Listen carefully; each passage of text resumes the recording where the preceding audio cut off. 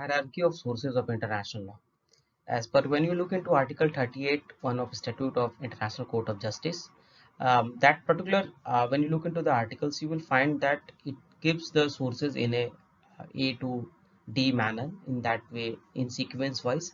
Sources listed in Article 38 in a specific sequence A to D, what looks superficially like a rough hierarchy, but in reality it was not. That hierarchy is not there. So when you look into when the you look into the drafting documents of the this particular statutes of ICJ, during the drafting of Article 38, it was suggested that the sources listed in the provisions should be considered in a specific order, with treaties prevailing over the custom and custom prevailing over general principles. The proposal was rejected, however, and as a result, the order in which the sources are enumerated in Article 38 is generally thought to be of no legal relevance, though most scholars highlight the summa divisio which the provision establishes between primary and subsidiary sources of international law.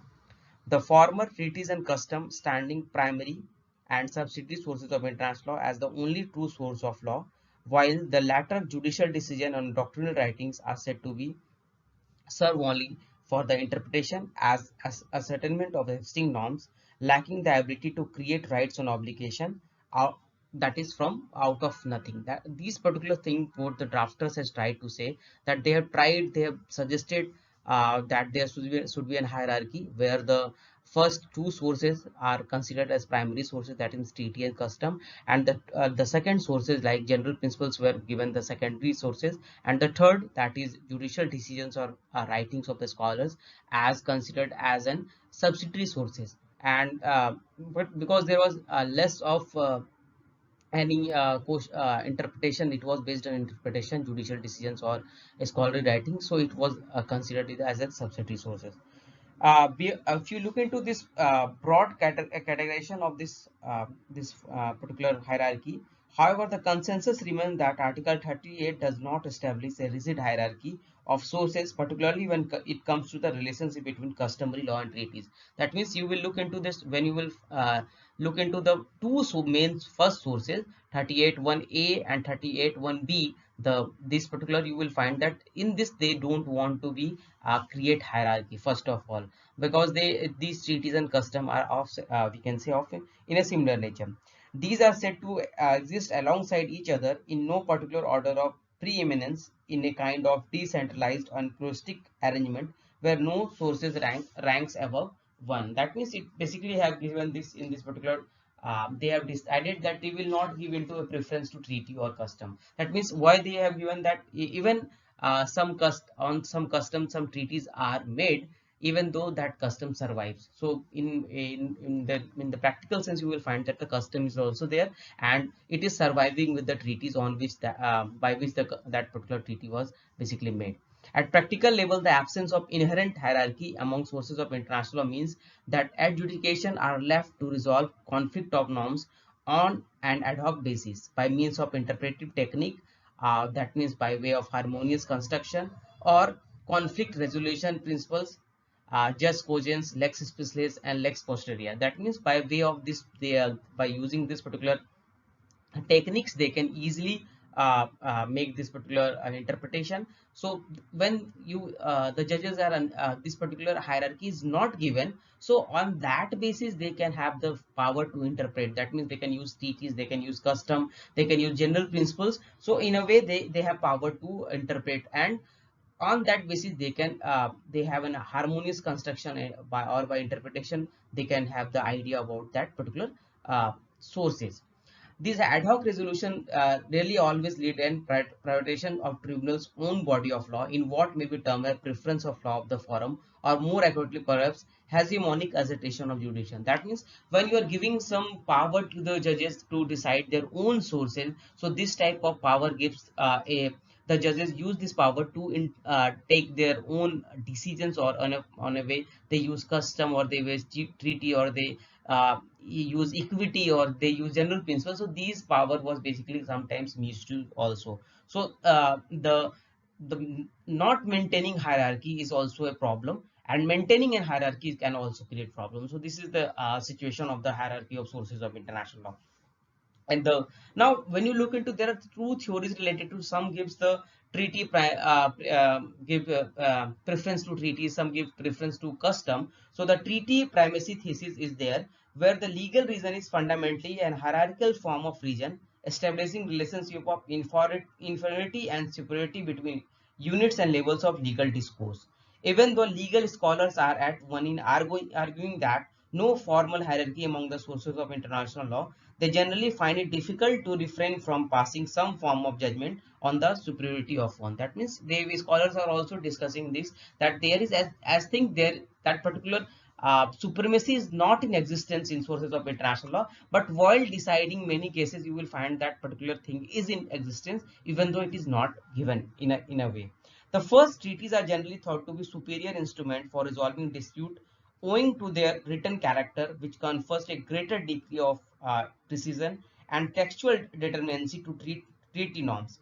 Treaty norms are easier to locate, ascertain, and apply as in compared to customary norms. That means it is quite easy because if treaties are written form, it is the judges or the scholars can easily identify that thing. They ascertain. There are chances of less conflict in treaties because it is well written and the interpretation is more easy for written documents. So it is one of the preference which is given to the treaty in this particular uh, uh, uh, point.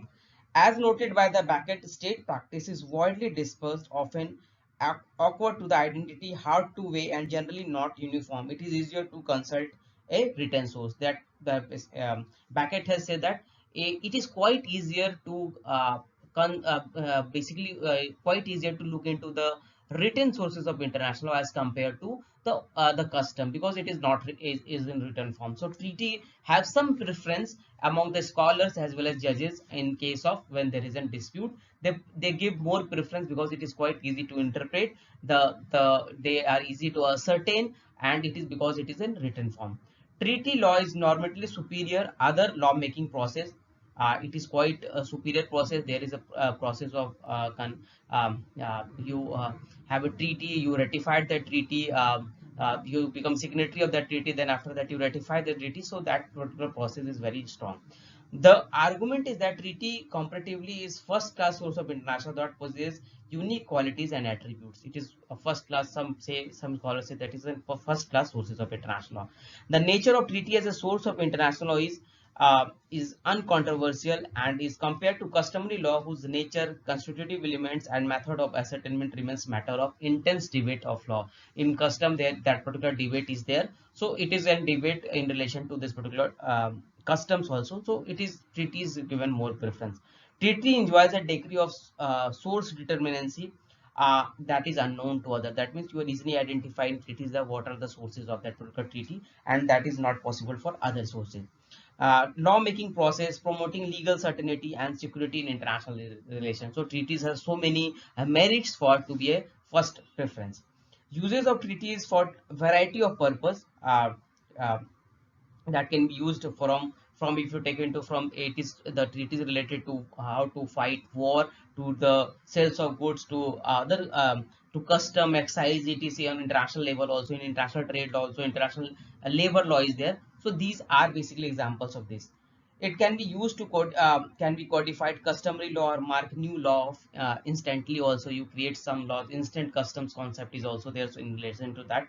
So the treaty is generally viewed as superior to other sources by reason of its perceived legitimacy as a law making process. That means the law making process is the one of the reason that treaty is given preference. Treaty making in principle as conscious deliberative process respective full of state consent and contractual autonomy. That means the state give preference to that, the consent is there, and that a respect is given to that, and contractual autonomy is also related to that. So it is an aware you give preference to the treaty. Now custom primacy thesis is also there. We need a customary law framework for the treaty law to grow. That means without the custom, it most of the treaties are based on custom. So we need some customary law to have a treaty. Most of the time we have that. Custom was not based on any other source to exist, whereas treaties could only exist against the background of custom. So that is, you need some custom as the background for creating treaty. So it is the theory which related to the which gives primacy to the custom. Treaties are as a source of power of which we derive the custom. So from where we derive the treaty, we derive from the custom. The treaties can stipulate rules of international law conduct at all is based on the customary rule of law of nation. That means when you look into the treaties, you will find that the most of these treaties are based on custom. So the custom has a more superior role for creating treaties. The treaties are binding upon the contracting parties if it is related to custom. As Lauterpacht has famously noted that if one subscribes to the view that the treaties are binding only because there is a customary rule to that effect, there remains the question why custom is binding.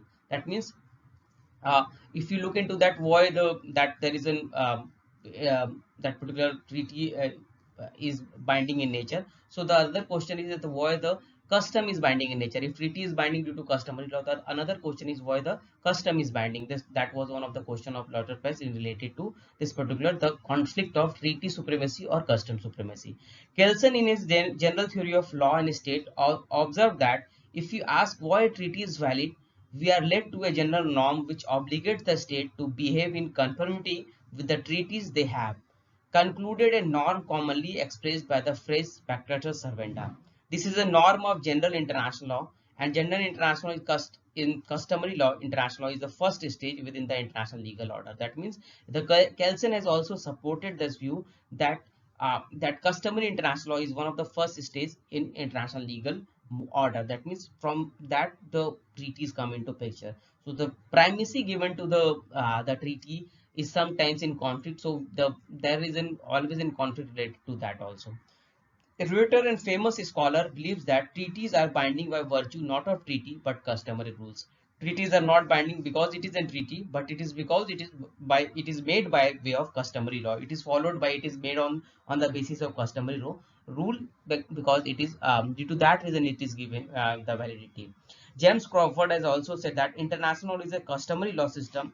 Despite all the treaties, even the principal pacta servanda, the obligation to comply with treaty is a customary law obligation. Even though all treaties are based, or the basic principle of international law, that is pacta servanda, is in basically customary international law. So how you can say that treaties have more preference as compared to custom? So this particular question can be rule out that you give preference to treaty, because the main principle on which the international law pacta servanda agreements should be kept is basically an example of that customary law.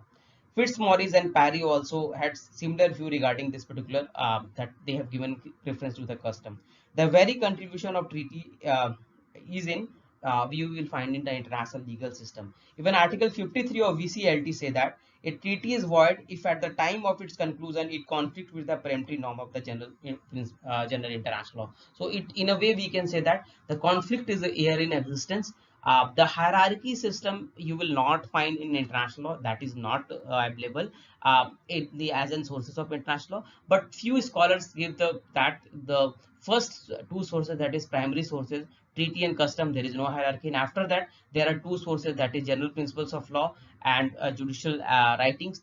There is hierarchy, and some people also have, some scholars have also given that the primary sources are custom and treaty, the secondary sources is general principles of law, and the subsidiary sources is judicial writings or the writings of the scholars. So these are basically the hierarchy of sources law. In international law we don't have any hierarchy of sources of international law. This is for this lecture, and we will continue with the topics related to public international law in next lecture. Thank you.